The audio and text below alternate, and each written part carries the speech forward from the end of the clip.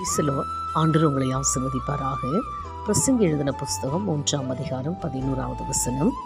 அவர் சகலத்தையும் அதினதின் காலத்திலே நேர்த்தியாக செய்திருக்கிறார். ஆம், எனக்கு அன்பான தெய்வ பிள்ளைகளே, நாம் எவ்வளவோ நேரங்களில் நான் அதிகமாக ஜெபிக்கிறேன், என்னுடைய தேவைகள் இன்னும் சந்திக்கப்படவில்லை என்று சொல்லி நாம் சோர்ந்து போகிறோம், வேதனைப்படுகிறோம்.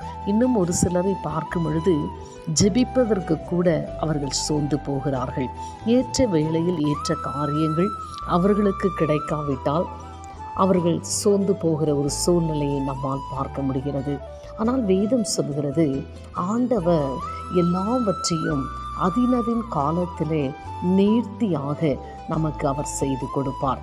இந்த வார்த்தைகளை அறிந்து கொண்ட நாம் நமக்கு கிடைக்கும் வரைக்கும் ஆண்டவருடைய பாதத்தில் நாம் தொடர்ந்து செபிக்க வேண்டும். விரும்பினது வரும் பொழுது அது ஜீவ விருட்சம் போல் இருக்கும். ஆனால் நாம் அதிகமாக காத்திருந்து ஜெபித்து பெற்றுக்கொள்ளும் போது அது நம்முடைய இருதயத்தை இளைக்க பண்ணும், நமக்கு ஆசீர்வாதத்தை கொண்டு வரும். ஆகையினாலே எதுவும் உடனே கிடைக்காவிட்டால் நாம் சோர்ந்து போக தேவையில்லை. தொடர்ந்து ஜெபத்தில் தரித்திருங்க.